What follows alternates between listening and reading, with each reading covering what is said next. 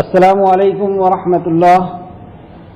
الحمد للہ ان الحمد للہ نحمده ونستعینه ونستغفره ونعوذ باللہ من شرور انفسنا ومن سیئات اعمالنا من يهده الله فلا مضل له ومن يضلل الله فلا هادي له واشهد ان لا اله الا الله واشهد ان محمدا عبده ورسوله.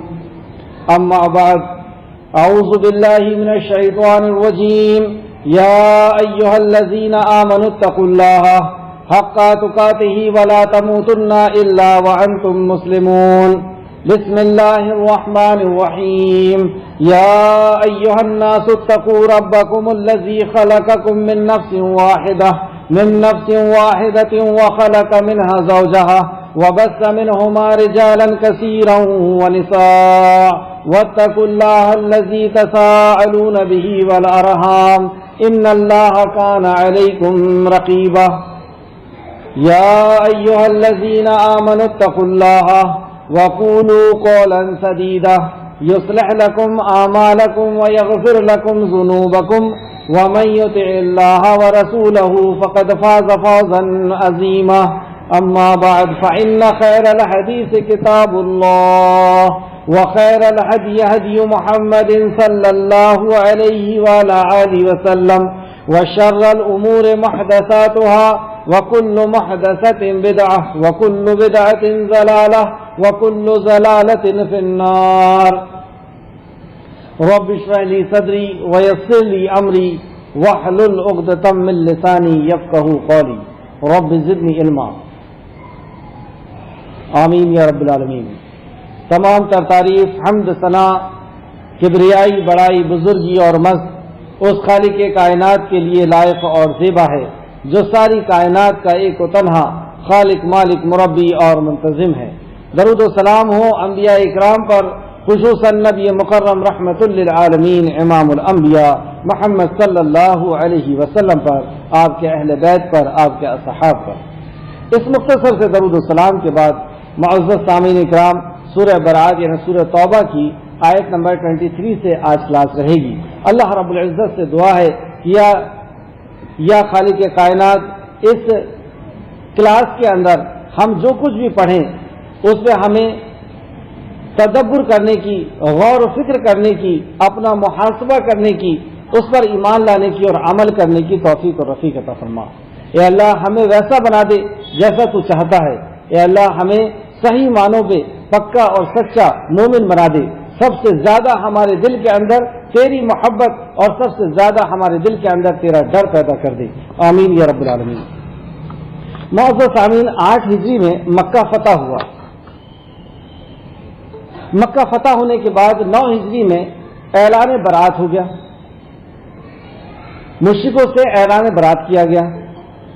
ان ساری آیتوں کا مرکزی مضمون کیا ہے؟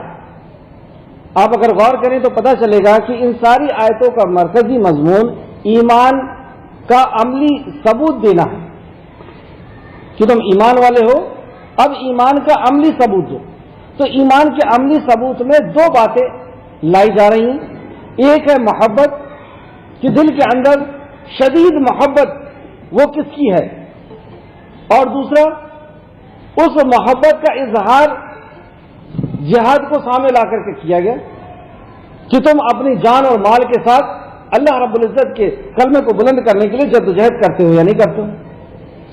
ایمان کی سچائی کو لازم کرنا ہے. محبتوں کا امتحان ہے. آج کی کلاس میں بھی ہم دیکھیں گے کہ یہ محبتوں کا امتحان ہے. ہم اللہ کی محبت کا دعویٰ تو کرتے ہیں، لیکن عمل میں اس کا کتنا ثبوت پیش کرتے ہیں. ہم عمل سے کیا دلیل دیتے ہیں کہ کیا واقعی ہمیں اللہ سے اور اللہ کے نبی سے محبت ہے، یعنی اللہ اور اللہ کے نبی کے حکموں کو مانتے ہیں. اور یہاں پہ جیسے دوستی کی بات آئے گی پہلی آیت میں، تو آپ دیکھیں گے کہ دوستی یعنی ایمان اور کفر ایک ساتھ ہرگز اکٹھے نہیں ہو سکتے. ایمان اور کفر ایک ساتھ نہیں آ سکتا. محبت انسان کی زندگی کا ایک لازمی جز ہے. کوئی انسان محبت کے بغیر نہیں رہ سکتا. امتحان اس بات کا ہے، مطلب اس محبت سے نہیں روکا جا رہا، وہ تو محبت اللہ نے ہی سکھایا اور دل کے اندر محبت بھی اللہ نے ہی ڈالا ہے کہ والدین سے محبت ہو، رشتہ دار سے ہو، پڑوسیوں سے ہو، اولاد سے ہو، انسانیت سے محبت ہو۔ یہ محبت کا درس تو اللہ ہی نے دیا ہے اپنے کلام کے اندر، اور نبی مکرم نے اپنے کردار سے پیش کر کے بتایا کہ تمہیں جانوروں سے بھی محبت کرنا ہے، تمہیں پیڑ اور پودوں سے بھی محبت کرنا ہے، تمہیں انسان سے بھی محبت کرنا ہے۔ آپ کافروں کے لیے اور مشرکوں کے لیے اور منافقوں کے لیے رات رات بھر اللہ کی بارگاہ میں کھڑے ہو کر کے روتے تھے اور ان سے دعا کرتے تھے، اور انہیں ایمان میں آنے کے لیے ان سے اللہ رب العزت سے دعا کرتے تھے کہ اللہ ان کو جہنم کی آگ سے بچا لے۔ تو یہ سب تو محبت ہے، لیکن امتحان اس بات کا ہے کہ شدید محبت کس سے ہو، سب سے زیادہ محبت کس سے ہو، وہ کس سے محبت ہو کہ اس کی محبت کے سامنے سب کچھ قربان کرنا آسان ہو جائے۔ وہ محبت کا حقدار صرف اور صرف ہمارا خالق ہے، اس کی محبت کے اوپر کسی اور کی محبت غالب نہیں آ سکتی۔ اب آپ آیت دیکھتے ہیں، اعوذ باللہ من الشیطان الرجیم، یا ایھا الذین آمنوا، اے وہ لوگوں جو ایمان لائے ہو۔ خطاب آپ سے اور میرے سے، ایمان والوں سے خطاب ہے۔ لا تتخذوا، تم نہ بناؤ اس کو، نہ دوستی کرو اس سے، آباؤکم، اپنے باپوں سے، یعنی دادا اور چاچا اور باپ سے دوستی نہ کرو، وَإِخْوَانُكُمْ، اور اپنے بیٹوں سے، اولیاء، دوست نہ بناؤ ان کو، نہ قریب کرو ان کو، دوست نہ بناؤ۔ ان استحبوا الکفر علی الایمان، اگر وہ ایمان کے اوپر کفر کو ترجیح دیتے ہیں۔ وَمَن يَتَوَلَّهُم مِّنكُمْ، اور تم میں سے جو ان سے دوستی کرے گا، اولئک هم الظالمون، بس وہی ظالم ہے۔ اللہ رب العزت نے اس آیت مبارکہ میں فرمایا، اے لوگوں جو ایمان لائے ہو، اگر تمہارے باپ اور تمہارے بھائی ایمان پر کفر کو پسند کرتے ہیں تو تم ہرگز انہیں دوست نہ بناؤ، اور تم میں سے جو کوئی انہیں دوست بنائے گا تو وہ لوگ ظالم ہیں، وہ لوگ گنہگار ہیں، وہ لوگ اپنے نفس پر ظلم کرنے والے ہیں۔ صاف طور پہ یہ اعلان کیا گیا کہ تمہاری محبت کا، تمہاری دوستی کا حقدار اللہ کا دشمن نہیں ہو سکتا۔ جیسے دوسری جگہ اللہ نے فرمایا سورہ مجادلہ آیت نمبر 22 کے اندر، سورہ مجادلہ آیت نمبر 22 میں اللہ فرماتا ہے، سورہ نمبر 58، اے نبی جو لوگ اللہ پر اور روز قیامت پر ایمان رکھتے ہیں، جو اللہ پر یعنی ایمان والوں کی صفت یہاں پہ بتائی جا رہی ہے، اے نبی صلی اللہ علیہ وسلم جو لوگ اللہ پر اور یوم آخرت پر، قیامت کے دن پر ایمان رکھتے ہیں، آپ ان کو اللہ اور اس کے رسول کے دشمنوں سے دوستی کرتے ہوئے نہ پائیں گے۔ ایسا ہو ہی نہیں سکتا، ہرگز ایسا نہیں ہو سکتا کہ وہ اللہ اور اللہ کے نبی کے دشمنوں سے دوستی کریں، جن کو یہ یقین ہے کہ مرنے کے بعد زندگی ہے، جن کو یہ یقین ہے کہ ہمارا رب اللہ ہے۔ یہ کیسے ہو سکتا ہے کہ جو اللہ سے محبت کرتا ہے وہ اللہ کے دشمن سے دوستی کرے، وہ اللہ کے نبی کے دشمن سے دوستی کرے جو اللہ کے نبی کو مجنون، پاگل اور دیوانہ کہہ رہا ہے، وہ اس سے دوستی کرے جو قرآن کو کہانی اور قصے کی کتاب سمجھ رہا ہے، وہ اس سے دوستی کرے جو نبی مکرم کے زندگی گزارنے کے طریقے کو پسند نہیں کرتا اور ان کے دشمنوں کی زندگی گزارنے کے طریقے کو پسند کرتا ہے۔ یہ کیسے ہو سکتا ہے کہ وہ اس سے دوستی کرے؟ جس دین کے لیے نبی مکرم نے اور صحابہ اکرام نے سب کچھ قربان کیا، اس دین کو وہ ایک مجبوری سمجھتا ہے اور اس دین پر عمل نہیں کرتا، کیسے ہو سکتا ہے کہ وہ اس سے دوستی کرے؟ اب اللہ آگے فرماتا ہے، خواہ وہ ان کے باپ یا ان کے بھائی یا خاندان ہی کے لوگ کیوں نہ ہوں، ایسا نہیں ہو سکتا کہ ان کے رشتہ دار ہی کیوں نہ ہوں۔ یہ اللہ سے جو محبت کرتا ہے، اللہ کے نبی اور اس دین سے جو محبت کرتا ہے، اس سے ہرگز محبت نہیں کرے گا، یعنی اس سے دوستی نہیں کرے گا۔ یہ وہ لوگ ہیں، اور یہ صفت اگر جس کے اندر آ گئی کہ وہ اللہ کے دشمن سے دوستی نہیں کرتا، یہ صفت اگر کسی کے اندر آ گئی تو اللہ فرماتا ہے یہ وہ لوگ ہیں جن کے دلوں میں اللہ نے ایمان کو تحریر کر دیا ہے، لکھ دیا ہے، ایمان کو جمع دیا ہے اور اپنے طرف سے روح کے ساتھ ان کی مدد کی ہے۔ اللہ رب العزت پھر ان کی اپنے روح کے ساتھ مدد کرتا ہے اور وہ ان کو بہشتوں میں جن کے تلے جنت، جن کے تلے نہریں ہوں گی، داخل فرمائے گا۔ اس آیت کو کا شان نزول اگر ہم دیکھیں تو اس آیت کا شان نزول ابو عبیدہ بن جراح کا جنگ بدر کا واقعہ ہے۔ ابو عبیدہ بن جراح جنگ بدر میں شامل ہیں اور ان کے والد جراح یہ اللہ کے دشمنوں کے ساتھ، یعنی یہ بھی اللہ کے دشمن ہیں، اللہ کے نبی کے دشمن ہیں، اللہ کے دین کے دشمن ہیں، اور انہوں نے بھالے کو سادھا اپنے بیٹے کی طرف، ابو عبیدہ کی طرف، اور ابو عبیدہ نے اپنی تلوار سے دشمن کو، اللہ کے دشمن کو قتل کر دیا۔ تو اللہ رب العزت نے آپ کی شان میں فرمائی کہ یہ وہ لوگ ہیں جو آخرت پر ایمان رکھتے ہیں، اللہ پر ایمان رکھتے ہیں، یہ اللہ اور اللہ کے نبی کے دشمنوں سے محبت نہیں کرتے۔ کیا مطلب ہوا دوستی نہ رکھنے کا؟ دوستی نہ رکھنے کا مطلب یہ نہیں ہے کہ تعلق چھوڑ دینا ہے۔ تعلقات تو نبی مکرم نے اپنے چچا ابو طالب سے، جنہوں نے اسلام قبول نہیں کیا، آخری مرتے دم تک ان کے ساتھ تعلق رکھا، ان سے محبت کی، ان کو دین کی دعوت دیتے رہے۔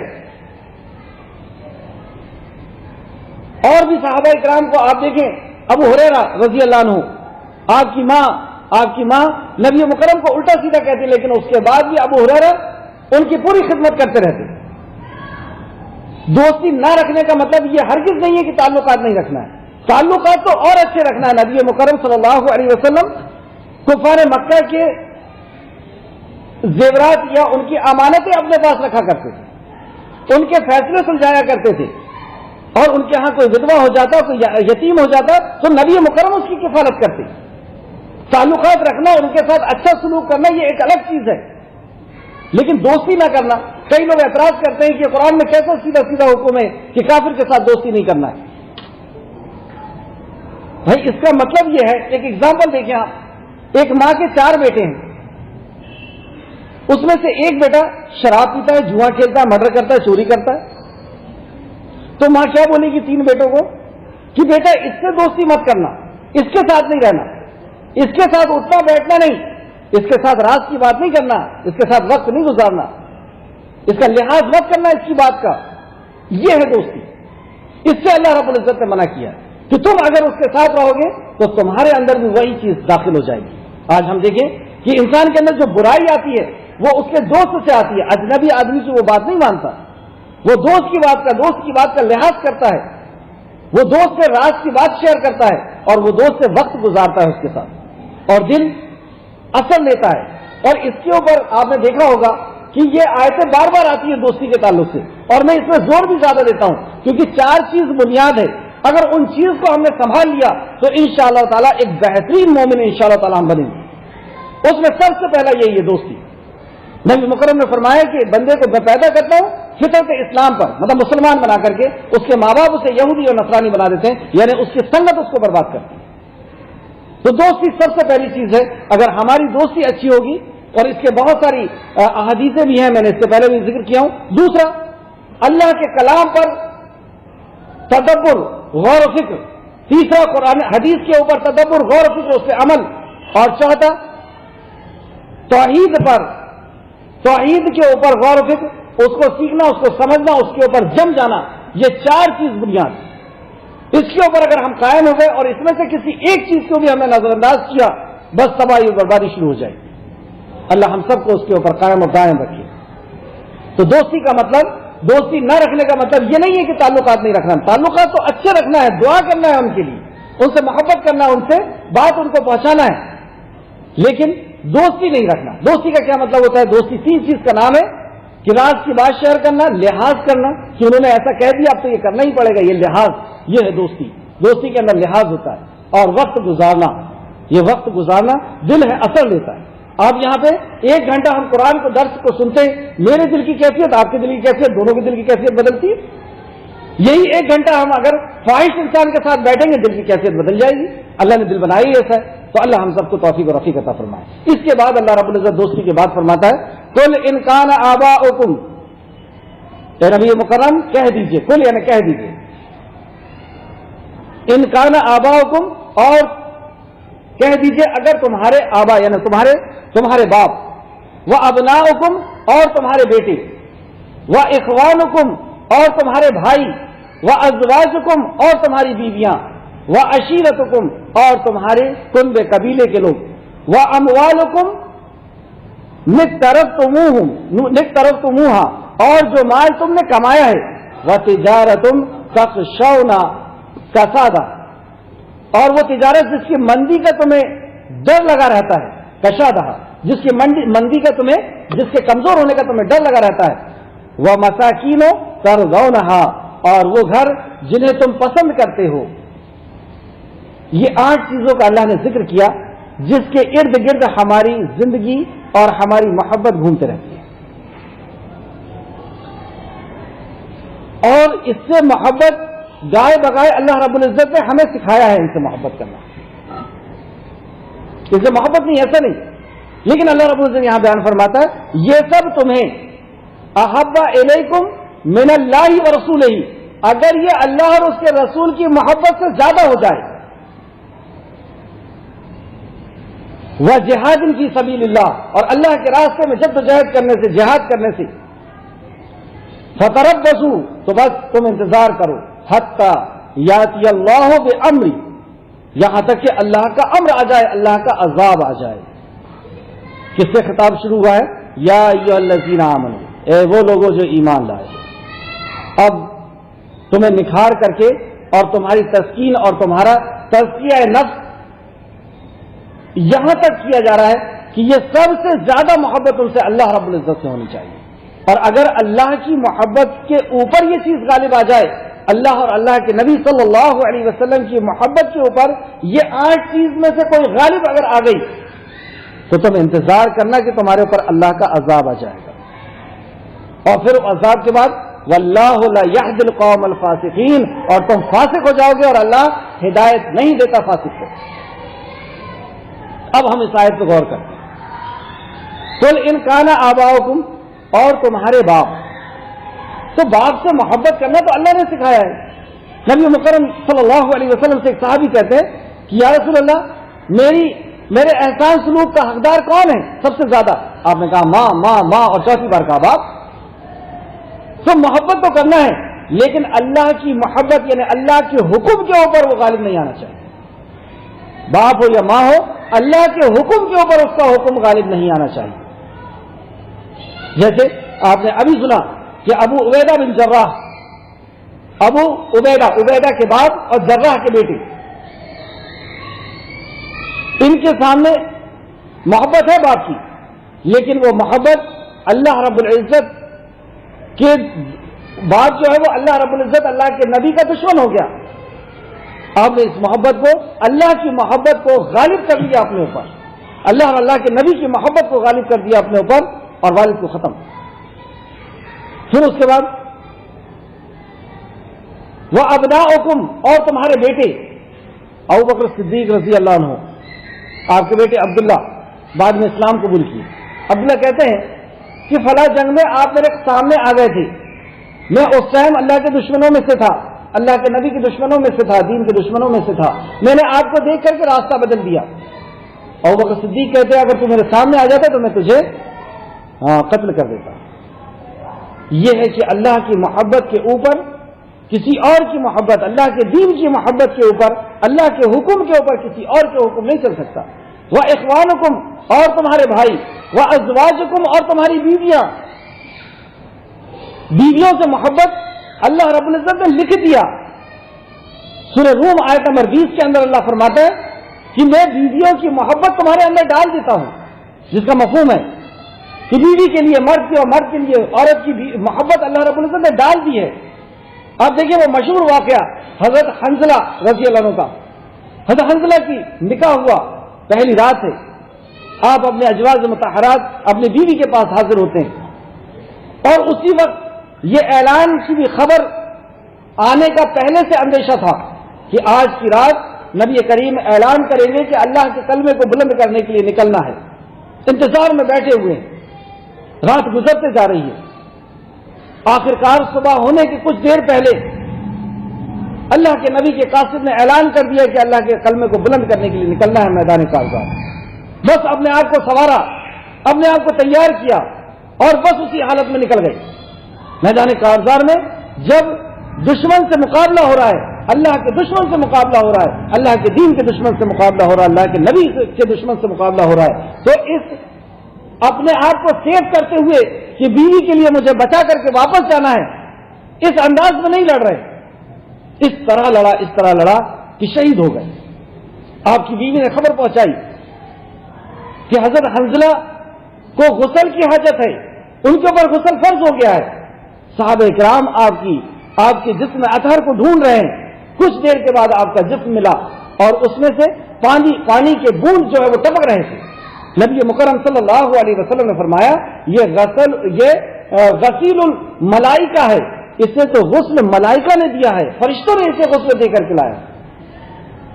محبت ہے بیوی کی, لیکن اللہ کے حکم کے اوپر نہیں آ سکتی, اللہ کے نبی کے حکم کے اوپر نہیں آ سکتی, اللہ اور اللہ کے نبی کہ دین کے اوپر نہیں آ سکتی, اس کے حکم کے اوپر کسی کی محبت نہیں آ سکتی. ماں عائشہ صدیقہ رضی اللہ عنہا بیان فرماتی ہیں کہ نبی مکرم ہمارے ساتھ بیٹھے ہوتے اور اچانک بلال اذان دیتے اور آپ اس طرح اٹھ کر کے جاتے جیسے وہ ہمیں پہچانتے ہی نہیں ہے. یہ ہے اللہ رب العزت کا جب حکم آ جاتا ہے تو پھر یہ آٹھوں چیز کی محبت ان کے سامنے ہیش ہو جاتی ہے, کوئی اس کا مقام و مرتبہ نہیں رہتا کہ میرے رب کا حکم ہے, میرے نبی کا حکم ہے, یہ دین کی ضرورت ہے اور اس ضرورت کو پورا کرنے کے لیے سب کچھ قربان, عزت قربان, دولت قربان, شہرت قربان, وقت قربان, جان قربان. یہ اس قدر محبت, یہ ہے وہ محبت. پھر اس کے بعد فرماتا اللہ اور جو مال جو تم نے کمایا ہے, وہ اموالکم, وہ جو مال جو تم نے کمایا ہے. اب یہ جو کمایا ہوا مال ہے, جب زکات دینے کی بات آتی ہے, یتیموں اور مسکینوں پہ خرچ کرنے کی بات آتی ہے, تو یہ اس مال سے محبت نہیں کرتے, اللہ کے حکم سے محبت کرتے اور اللہ کے حکم کو پورا کرنے میں انہیں مزہ آتا ہے, انہیں سکون و اطمینان حاصل ہوتا ہے, انہیں تسکین ہوتی ہے. اور وہ تجارت جس کی مندی کا ڈر لگا رہتا ہے, جب اللہ کا حکم آتا ہے تو تجارت چھوٹ جاتی ہے. اللہ کے دین کو سیکھنے جانا ہے, نماز کو قائم کرنے جانا ہے, کسی رشتہ دار کی اور کسی بیمار کی بیمار پرسی کے لیے جانا ہے, یہ تجارت کا خیال نہیں کرتے. یہ اللہ کے حکم کا, اللہ کی رضا کا اور اللہ کی رضا کے لیے یہ وسیلہ تلاش کرتے ہیں. وسیلہ کیا؟ یہی نیک اعمال کو ڈھونڈتے رہتے ہیں کہ میں ایسا کون سا نیک عمل کروں کہ میرا خالق مجھ سے راضی ہو جائے.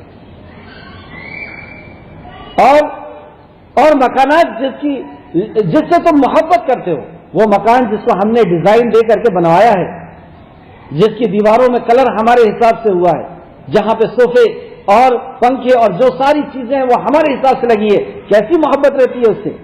لیکن یہ وہ لوگ ہیں کہ جب اللہ اور اس کے نبی کا حکم آتا ہے تو اس گھر کو بھی ٹھکرا دیتے ہیں.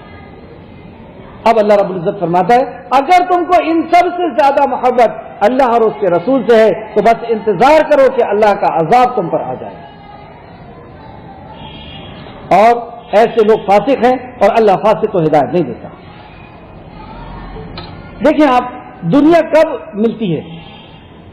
جب دنیا کے لیے سب کچھ لگا دیں, جب دنیا ملتی ہے. اور آخرت کب ملے گی؟ جب آخرت کے لیے ہم سب کچھ لگا دیں گے. جب کسی چیز سے محبت ہو جاتی ہے تو اس کے لیے سب کچھ قربان کرنا آسانی نہیں, لطف اور مزے کا باعث بن جاتا ہے. جب کسی سے واقعی محبت ہو جائے تو اس کے لیے راتوں میں جاگنا, اس کا انتظار کرنا, اس کی بات کہیں ہو رہی ہے تو کان لگا کر کے سنتے رہنا, اس کے بارے میں بات کرنا, یہ سب دل کی سکون کا اور لطف اور مزے کا ایک ذریعہ بن جاتا ہے. جب خالق کائنات سے وہ محبت ہوگی, ابھی تو دعویٰ ہی دعویٰ ہے, تو پوچھ لے تو 10 بار کہہ دیں گے ہمیں اللہ سے سب سے زیادہ محبت ہے, اللہ سے سب سے زیادہ محبت ہے. لیکن اصل زندگی کے اندر اس کلاس کے بعد اکیلے میں بیٹھ کر کے آپ سوچئے گا کہ ہماری محبت کس سے ہے, کس سے ہم سب سے زیادہ محبت کرتے ہیں. جس سے ہم سب سے زیادہ محبت کرتے ہیں اور اسی سے ہمیں بات کرنے کا دل نہیں ہوتا, وہ ہمارے لیے اس سے بات کرنا بوجھ لگتا ہے. قرآن کا پڑھنا اور قرآن کی کلاس کا جانا اور اس کے اسائنمنٹ کا بنانا, اس کے کوشچن پیپر کو حل کرنا بوجھ ہو گیا ہے. ایک پریشانی ہو گئی. کیسی محبت ہو سکتی ہے کہ جس سے محبت ہے اس کی بات کرنے میں لطف نہیں آ رہا, اس کے کلام کو پڑھنے میں, اس کے اللہ اکبر ہم سوچیں کہ ہم ہیں کہاں. صحابہ کرام کو رات میں اٹھ کر کے اس کے سامنے حاضر ہونے میں پوری دن بھر سے زیادہ وہ دن بھر انتظار کرتے تھے کہ کب رات کی وہ گھڑی آئے گی کہ میں اپنے خالق کے سامنے چپکے سے کھڑا ہو جاؤں گا, کسی کو پتہ نہیں ہوگا, ساری دنیا سو رہی ہوگی, گھر والوں کو بھی پتہ نہیں ہے, چپکے سے جا کے کھڑا ہو جاؤں گا کیونکہ یہ عبادت کوئی نہیں دیکھے گا, یہ میرے اور میرے رب کے بیچ کی بات ہوگی, اس کا خبر کسی کو نہیں ہوگی. اور وہ اس عبادت کو ہی پسند کرتا ہے جب بندہ اخلاص کے ساتھ اس کی عبادت کرتا ہے کہ اس کے اور بندے کے بیچ میں کوئی نہیں ہے. کیسی محبت ہے ہماری کہ اس کے حکم کو جاننے کی, اس کے حکم پر عمل کرنے کے لیے ہمیں بوجھ محسوس ہوتا ہے. آپ دیکھیں جب ماں کو بچے سے محبت ہوتی ہے تو بچے کا اگر بخار ہے تو رات بھر جاگنا اس کے لیے کوئی دقت نہیں. اس کو کھانا کھلاتی ہے تو ایسا محسوس ہوتا ہے جیسے وہ خود کھا رہی ہے. یہ ہے محبت کہ جب محبت ہو جاتی ہے تو عمل کرنے میں لطف آنے لگتا ہے. ابھی ہمیں اللہ کا تعارف ہی حاصل نہیں ہوا. آپ دیکھیے ایک بہت قیمتی بات میں آپ کو بتاتا ہوں. پورے آسمانی کتابوں کو اللہ نے سمو دیا ہے 3 آیتوں میں اور 3 صحیفوں میں, اور 3 صحیفوں کو سمو دیا اللہ رب العزت نے قرآن مقدس کے اندر, اور قرآن مقدس کو سمو دیا سورہ فاتحہ کے اندر, اور سورہ فاتحہ کو سمو دیا ایاک نعبد و ایاک نستعین کے اندر. اب آپ غور کریں کہ کتنے بنیاد ہے یہ آیت, اور اس آیت کا ترجمہ, اس آیت کی تفسیر نبی کریم صلی اللہ علیہ وسلم اور جبریل امین بیٹھے ہوئے ہیں, اور جبرائیل علیہ السلام بتاتے ہیں. تفسیر ابن کثیر میں ایاک نعبد و ایاک نستعین کی تفسیر میں آپ یہ تفسیر دیکھ لیجیے. ابن ابو حاتم یا دوسری تفسیر کے حوالے سے تفسیر ابن کثیر بیان کرتے ہیں کہ جبرائیل علیہ السلام فرماتے ہیں کہ ایاک نعبد کا مطلب یہ ہے کہ اے اللہ میں صرف تیری توحید قبول کرتا ہوں, تجھے ہی صرف واحد سمجھتا ہوں, اور صرف تجھ سے محبت کرتا ہوں, اور تیرے علاوہ میں کسی اور سے استعانت نہیں مانگتا. اے اللہ میں صرف تیرے علاوہ کسی اور کی توحید کو قبول نہیں کرتا, اور تیرے علاوہ میں کسی اور سے محبت نہیں کرتا, اور تیرے علاوہ میں کسی اور سے استعانت نہیں چاہتا.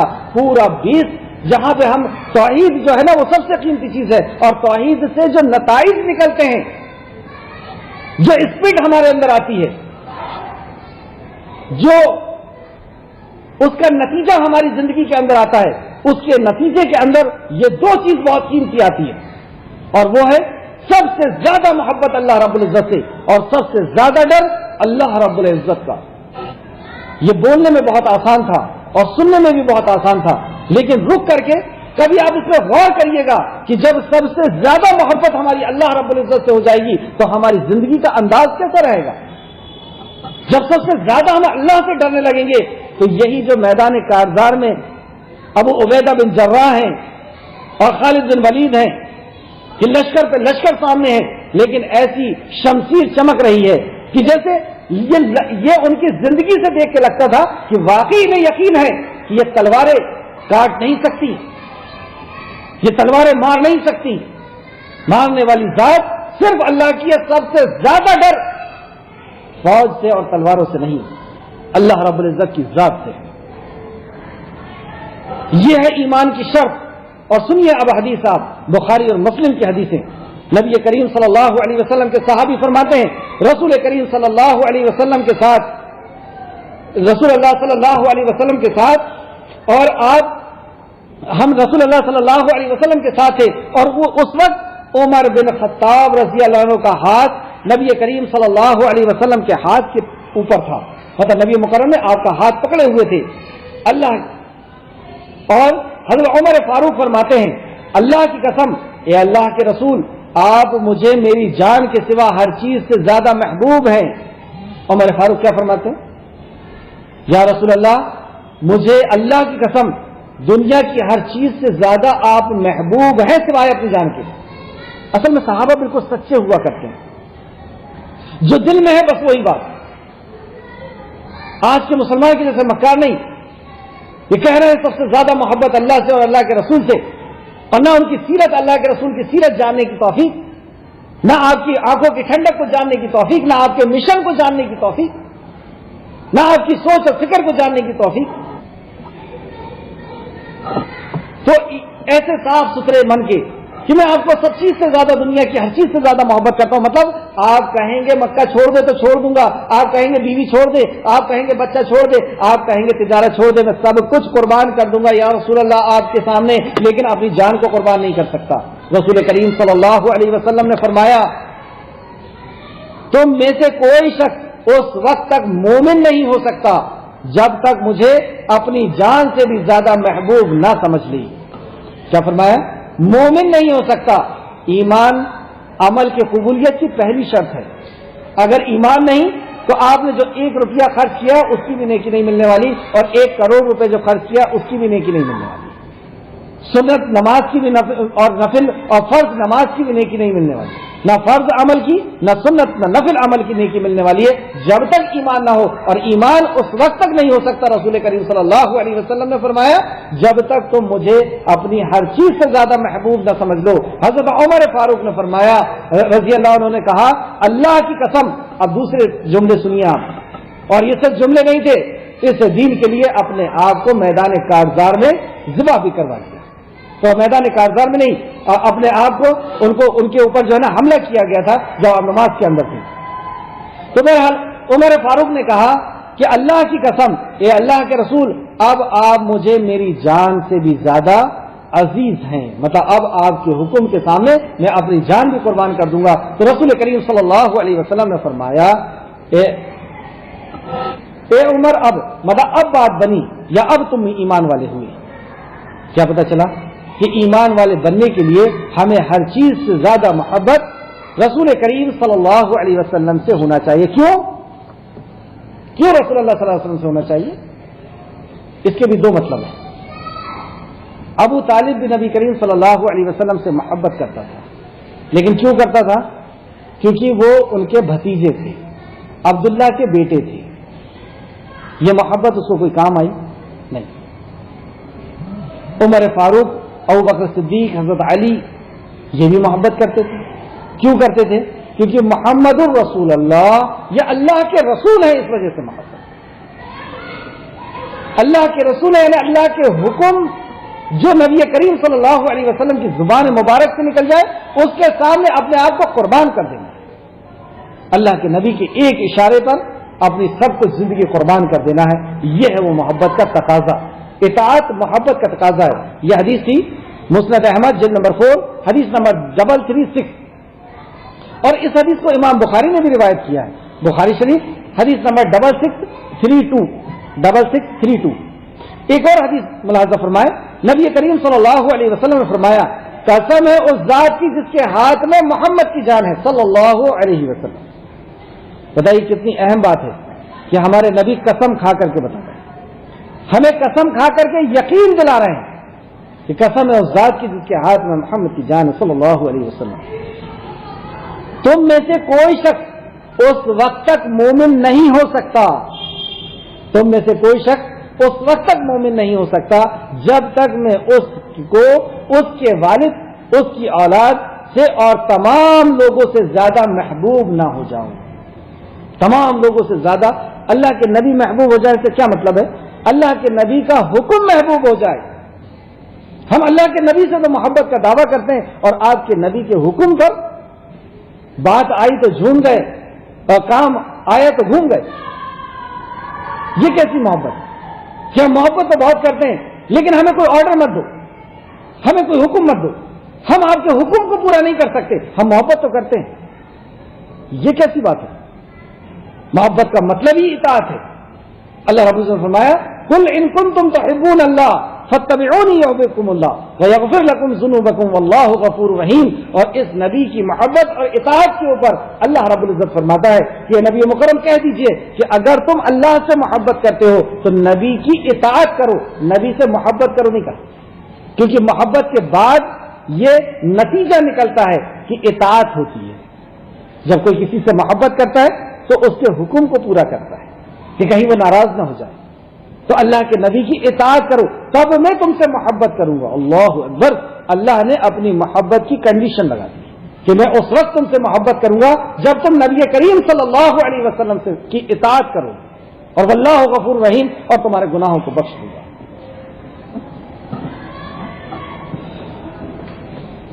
آگے آتے ہیں آیت نمبر 25.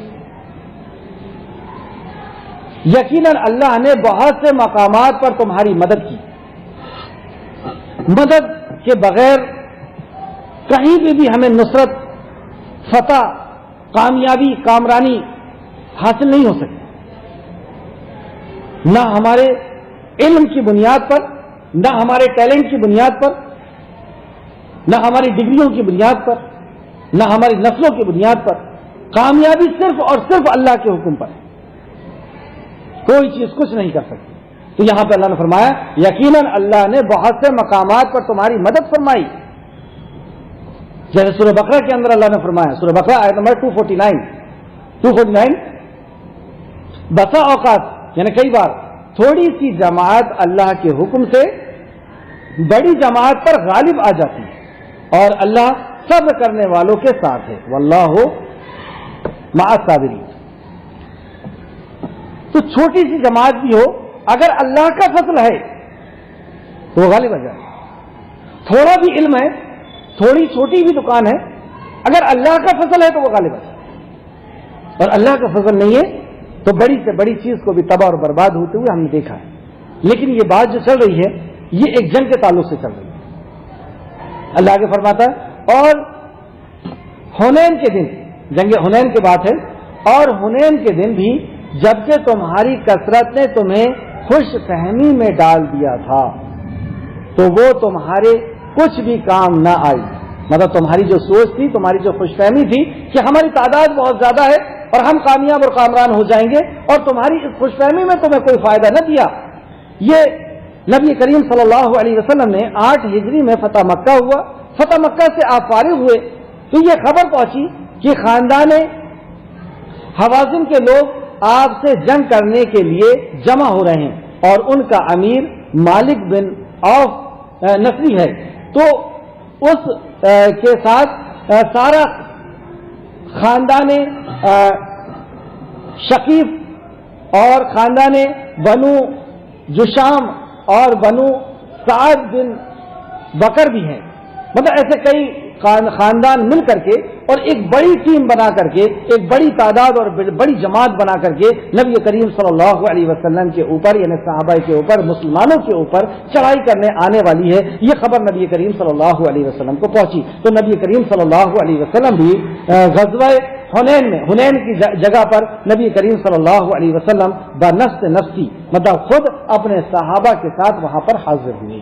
آپ ایک سفید خچر کے اوپر سوار تھے اور چاروں طرف صحابہ تھے. اس وقت مسلمانوں کی تعداد 10,000 تھی. 10,000. تو اس تعداد، ایسی تعداد کبھی بھی کسی جنگ میں نہیں رہی.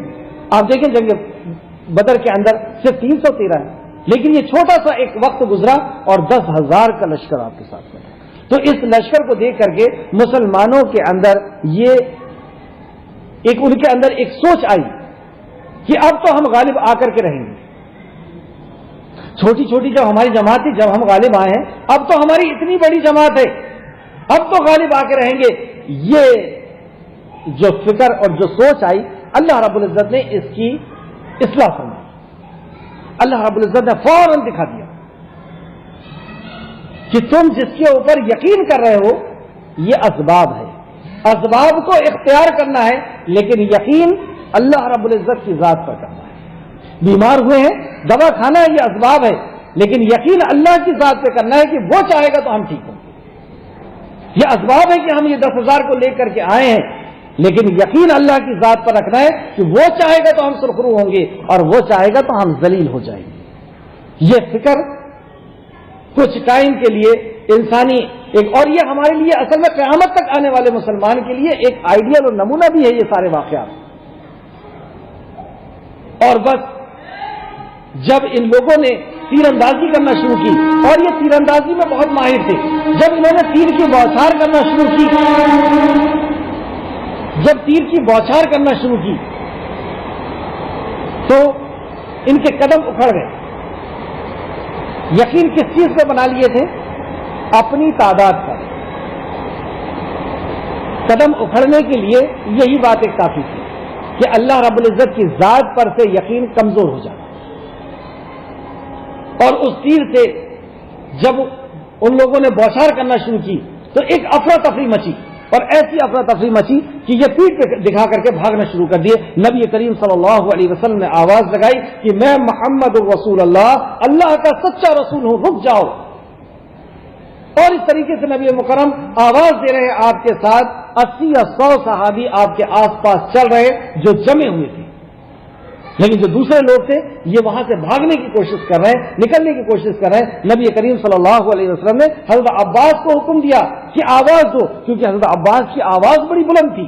حضرت عباس نے آواز لگانا شروع کی اور انہیں یاد دلایا کہ تم نے نبی مکرم کے ہاتھ پر موت کی بیعت لے چکے ہو، بیعت رضوان لے چکے ہو، دوسری بیعت لے چکے ہو۔ اور اس طریقے سے آپ نے جب ان کو سمجھانا اور آواز لگانا شروع کی، پھر سے یہ لوگ متحد ہوئے، اب متحد ہوئے ہیں، اور اب اللہ رب العزت کی ذات پر یقین کہ اللہ تو چاہے گا تو ہم کامیاب ہو سکتے ہیں، اور تو اگر نہ چاہے تو ہمیں کوئی کامیاب اور کامران نہیں کر سکتا۔ اور اللہ رب العزت نے پھر ان کے اوپر سکینت نازل فرمائی، ان کے اوپر رحمت نازل فرمائی، اور فرشتوں کا نزول ہونا شروع ہو گیا اور انہیں نصرت اور فتح نصیب ہوئی۔ اب اس آیت کو سنیں۔ یقیناً اللہ نے بہت سے موقعوں پر تمہاری مدد کی ہے، اور حنین کے دن بھی جب تمہاری کثرت نے تمہیں خوش فہمی میں ڈال دیا تھا تو وہ تمہارے کچھ بھی کام نہ آئی، اور زمین فراغ ہونے کے باوجود، مطلب زمین بہت بڑی ہونے کے باوجود، بہت فراغ ہونے کے باوجود تم پر تنگ ہونے لگی، پھر تم پیٹ پھیر کر کے بھاگنے لگی، چھوٹی ہونے لگی اور تم بھاگنے لگی۔ پھر اللہ نے اپنے رسول پر اور مومنوں پر اپنے طرف سے تسلی نازل کی۔ اب مومن نکٹ کر کے آ گئے، اللہ نے تسلی نازل کی، اور اس نے اپنے لشکر اتارے جنہیں تم نہیں دیکھ رہے تھے۔ اب لشکر اترنا شروع ہوئے، اب فرشتوں کا نزول شروع ہوا، اور جن لوگوں نے کفر کیا انہیں عذاب دیا، اور کافروں کی یہی سزا ہے۔ جن لوگوں نے کفر کیا تھا، اللہ کے دین کا انکار کیا تھا، اس کے دین پر چلنے کا انکار کیا تھا، وہ ان کی یہی سزا ہے، اس دور میں بھی اور اس دور میں بھی اور آنے والے وقت میں بھی۔ جس نے اللہ کے دین کا انکار کیا عمل کرنے سے، اس کی یہی سزا ہے۔ پھر اس کے بعد اللہ جس پر چاہے گا مہربانی فرمائے گا، اور اللہ بہت بخشنے والا نہایت رحم کرنے والا ہے۔ سبحان اللہ۔ آخر بات کہاں سے ختم کیا اللہ نے؟ واللہ غفور الرحیم۔ اور اس کے بعد بھی اللہ رب العزت آج معاف کرنے کے لیے تیار ہے، پھر توبہ کا حکم دے رہا ہے کہ تم معافی مانگ لو، اللہ رب العزت کو غفور اور رحیم پاؤ گے۔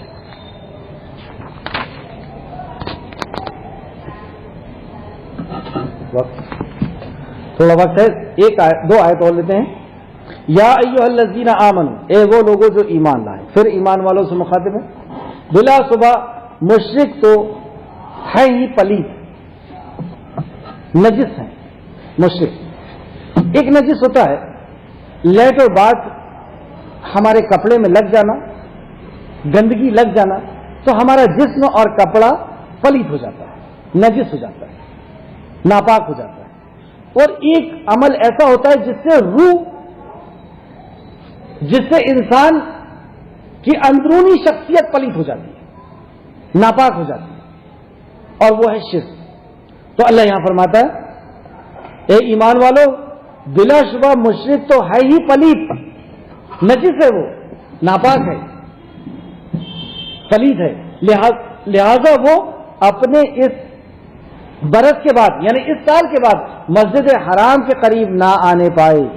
یہ پلیت ہے، یہ اللہ کے علاوہ کسی اور سے ہونے کا یقین رکھتا ہے، یہ اللہ کے علاوہ کسی اور کو حاجت روا اور مشکل کشا سمجھتا ہے، یہ اللہ کے علاوہ یا اللہ کے ساتھ کسی اور کو اپنا دستگیر سمجھتا ہے، یہ پلیت ہے، یہ اللہ کو بھی مانتا ہے، دوسروں کو بھی مانتا ہے، اللہ کا حق اس نے دوسروں کو بھی دے رکھا ہے۔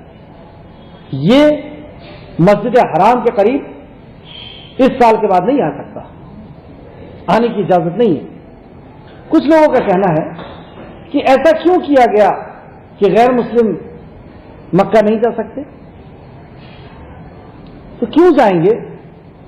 کیا وہ پکنک اسپاٹ ہے؟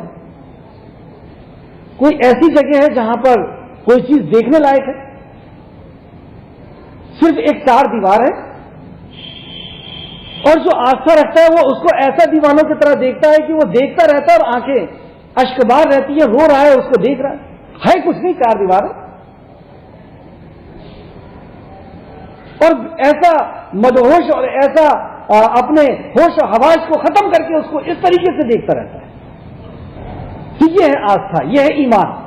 اور جس کا ایمان ہے وہ عبادت کرنے کے لیے وہاں جاتا ہے، اور جس کا ایمان نہیں ہے وہ کیوں جائے گا؟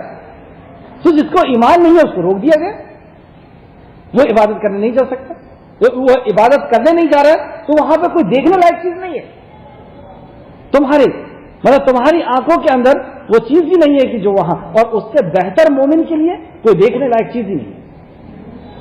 اس زمین جہاں پر وہ طواف کرتا ہے پوری دنیا کے اندر وہ زمین ہی نہیں ہے، اس سے پیاری کوئی زمین ہی نہیں ہے۔ تو غیر مسلم کا اس وجہ سے وہاں جانا منع ہے کیونکہ وہ کوئی دیکھنے لائق یا کوئی گھومنے لائق جگہ نہیں ہے، وہ تو عبادت کے لیے جگہ ہے، اور جب اس کو یقین ہی نہیں ہے تو پھر وہاں پہ کیوں جائے گا؟ تو اللہ رب العزت نے ایسے لوگوں کو منع کر دیا کہ تم وہاں پہ نہیں جاؤ گے۔ اب جب منع ہو گیا تو لوگوں کے ذہن میں بات آئی کہ لوگ یہاں پر پتھریلا علاقہ ہے، ریگستانی جگہ ہے، یہاں پہ نہ کوئی چیز اگتی ہے، نہ کوئی چیز کا کوئی کاروبار ہو سکتا ہے، اور یہ دوسرے لوگ آتے تھے عمرہ کرنے، حج کرنے، اور اسی سے ہماری روزی روٹی چلتی تھی، اور اب یہ تو سب بند ہو جائے گا۔ تو اللہ رب العزت آگے فرمائے، اور اگر تمہیں تنگ دستی کا خوف ہے تو اگر اللہ چاہے گا تو تمہیں اپنے فضل سے غنی کر دے گا۔ اللہ اگر چاہے گا تو تم اسے روکو۔ یہ اگر اس آیت پہ غور کریں تو یہ ہماری روزانہ کی زندگی کے اندر بھی یہ بات ہے۔ ہمیں بھی ایسے لگتا ہے کہ وہ مشرک پلید تو ہے، لیکن اگر ہماری زندگی سے چلا گیا تو بہت پریشانی آ جائے گی، کیسے جئیں گے ہم؟ اگر وہ بیٹا ہے نوجوان تو کیسے جئیں گے ہم؟ باپ ہے تو ہم کیسے جی پائیں گے؟ پھر سے آیت کو سوچیں، اپنی زندگی کے اوپر غور کر کے کہ وہ دوست ہے، ہر موڑ پر وہ کھڑا رہتا ہے لیکن پلید ہے، اگر وہ نہ آئے تو ہم کیسے جی پائیں گے؟ لیکن اللہ رب العزت کیا وعدہ کرتا ہے؟ اے ایمان والو، بلا شبہ مشرک تو ہے ہی پلید، لہذا وہ اپنے اس برس کے بعد مسجد حرام کے قریب نہ آنے پائیں، اور اگر تمہیں تنگ دستی کا خوف ہے تو اگر اللہ چاہے گا تو تمہیں اپنے فضل سے غنی کر دے گا، بے شک اللہ سب کچھ جاننے والا، خوب حکمت والا ہے، سب کچھ جاننے والا ہے اور خوب حکمت والا ہے۔ یہاں پہ علیم الحکیم کی صفت لائی گئی۔ اصل میں نے اس بات سے نہیں جوڑا ہوں، اس بات کو اپنی زندگی کو میں نے اس بات سے ضرور جوڑا ہوں کہ اللہ رب العزت نے حکم دیا ہے کہ تم ان سے دوستی نہیں کر سکتے۔ اب دوستی نہیں کر سکتے تو رشتہ کہاں سے کر سکتے؟ دوستی سے روک دیا گیا تو رشتہ کیسے ہو جائے گا؟ نکاح کیسے ہو جائے گا؟ اس چیز کو میں نے یہاں پر لے کر کے آیا، ورنہ یہ آیت جو ہے وہ خانہ کعبہ کے لیے ہے اور وہاں پہ انٹری کے لیے کہ وہاں پہ انٹری نہیں ہوگی، اور تم جو سمجھتے ہو کہ تمہاری تجارت کیسے چلے گی تو اللہ غنی کر دے گا۔ اور جو صفت لے کر کے آیا نا، ان اللہ علیم الحکیم، اللہ علم والا بھی اور حکمت والا بھی ہے۔ آپ دیکھیں اس کا علم کیسا تھا اور حکمت کیسی تھی کہ کب پیٹرول نکالنا ہے اور کب سونا دینا ہے اور کب ان کو مالدار کرنا ہے اور کیسے غنی کرنا ہے، یہ سب علیم اور حکیم کے اندر یہ ساری باتیں تھیں۔ آیت نمبر 29، ان لوگوں سے لڑو جو اللہ پر اور یوم آخرت پر ایمان نہیں لاتے۔ یہ آیت مسلمان کی بھیڑ میں سے کچھ لوگوں کو نکالنے والی ہے۔ اس آیت کو آپ یہ نہ سمجھیں کہ یہ صرف کفار مکہ یا کفار عرب کے لیے نازل ہو رہی ہے، کیونکہ یہاں پر کفر کا بھی لفظ استعمال نہیں کیا اللہ نے۔ لفظوں پہ غور کریں آپ، ان لوگوں سے لڑو جو اللہ پر اور یوم آخرت پر ایمان نہیں رکھتے۔ یا اللہ ہم کیسے پہچانیں کہ کوئی شخص اللہ پر اور یوم آخرت پر ایمان نہیں رکھتا؟ یہ سوال پیدا ہوا، اللہ اس کا جواب دیتا ہے، اور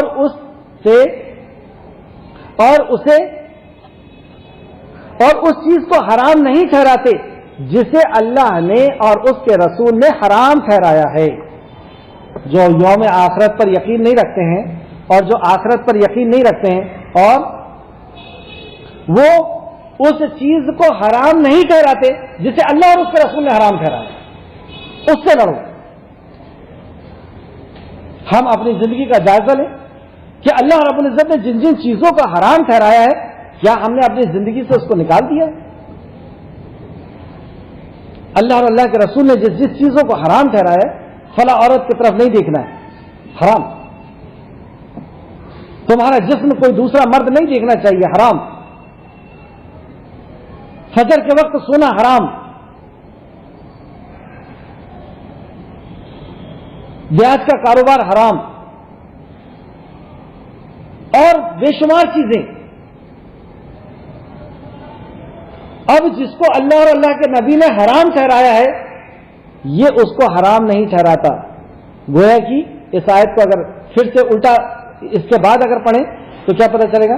ان لوگوں سے لڑو جو اللہ پر اور یوم آخرت پر ایمان نہیں رکھتے، مطلب انہیں یقین نہیں ہے اللہ رب العزت کی ذات کا کہ وہ اس پرلے کا دن، اس قیامت کا دن سجائے گا اور انسان کو پھر سے زندہ کر کے حاضر کرے گا۔ اس آخرت پر یقین نہیں اور اللہ کے انصاف پر یقین نہیں، اس لیے نہ حلال کو حلال سمجھتا ہے اور نہ حرام کو حرام سمجھتا ہے، اس سے لڑو۔ اور دین حق کو قبول نہیں کرتا، دین زندگی گزارنے کے آسمانی طریقہ اس کو قبول نہیں کرتا۔ یہ تھوڑا سا مجوسی ہوتا ہے، تھوڑا سا نصرانی ہوتا ہے، تھوڑا سا یہودی ہوتا ہے اور تھوڑا سا مسلمان ہوتا ہے مسجد کے اندر، ان سے لڑو۔ یہ دین کو قبول نہیں کر رہا، نکاح کے موقع پر بالکل قبول نہیں، جہیز کے موقع پر بالکل قبول نہیں، بارات کے موقع پر بالکل قبول نہیں، فجر کے وقت اپنے لحاظ کو چھوڑنے کے لیے بالکل قبول نہیں، زکوٰۃ کو صحیح طریقے سے دینے پر بالکل قبول نہیں، والدین کے ساتھ حسن سلوک کرنے کے لیے بالکل راضی نہیں، رشتہ داروں کے حقوق کو ادا کرنے کے لیے بالکل تیار نہیں۔ سب حلال چیز، یہ سب چیزیں حرام ہیں۔ والدین کے ساتھ نافرمانی کرنا، رشتہ داری کو کاٹنا، زکوٰۃ کا نہ دینا، پڑوسی کے حقوق ادا نہ کرنا، یہ سب کو کسی کا بھی اس دین کا یہ پاس لحاظ نہیں رکھنا۔ تو اللہ نے کیا فرمایا؟ ان سے لڑو، اور دین کو یہ قبول نہیں کرتا۔ پھر سے اس آیت کو سنیں اور یہ خیال کریں کہ اگر فرشتوں کا لشکر آ گیا اس آیت کو لے کر کے، اس حکم کو لے کر کے، تو وہ کس کے اوپر برسے گا؟ پھر سے سنیں، اس آیت کے حکم کو لے کر کے اگر فرشتوں کا لشکر آ گیا، اور ہم بارہا سنتے چلے آ رہے ہیں، جنگ بدر کے اندر، جنگ احد کے اندر، اس جنگ کے اندر، جنگ حنین کے اندر فرشتوں کے لشکر آ رہے تھے، اگر اس حکم کو لے کر کے بھی فرشتوں کا لشکر آ گیا تو وہ کس کے اوپر برسے گا؟ اگر ہم نے حلال کو حلال اور حرام کو حرام نہیں جانا ہے، ہم نے اللہ کے اوامر اور نواہی کا پاس و لحاظ نہیں رکھا ہے، اور ہم نے پورے دین کے اوپر اپنے آپ کو نہیں لایا ہے، تو انتظار کریں، جیسے اللہ نے فرمایا تو انتظار کرو اللہ کے عذاب کا، کیونکہ تم نے محبت نہیں کی۔ اللہ کی اطاعت اللہ ڈر سے نہیں کرانا چاہتا، محبت کے ساتھ کرانا چاہتا۔ آئے دیکھیں، ان لوگوں سے لڑو جو اللہ پر اور یوم آخرت پر ایمان نہیں لاتے، اور جو ایمان نہیں لاتے ان کی پہچان سنو، اور اس چیز کو حرام نہیں ٹھہراتے جسے اللہ نے اور اس کے رسول نے حرام ٹھہرایا ہے، اور دین حق کو قبول نہیں کرتے وہ جو اہل کتاب ہیں۔ اللہ اکبر، یہ آیت تو اہل کتاب کے لیے نازل ہوئی تھی، لیکن آج اس کی زد میں مسلمان آ گیا اکثر، اس قدر اس کا اخلاقی گراوٹ اس کے اندر آئی ہے کہ یہ آیت تو یہودی اور نصرانی کے لیے نازل ہوئی تھی، اور بعین یہ ساری صفت مسلمان کے اندر آ گئی۔ اور جو اہل کتاب ہیں، اہل کتاب سے ہیں، ان سے لڑو یہاں تک کہ وہ ذلیل ہو کر اپنے ہاتھ سے جزیہ دیں، ذلیل ہو کے جزیہ دیں، وہ زکوٰۃ دینے کے لائق نہیں ہے، زکوٰۃ کے نام پر ان کے پیسے نہیں لیے جائیں گے، کیونکہ زکوٰۃ سے تو اجر ملے گا نا۔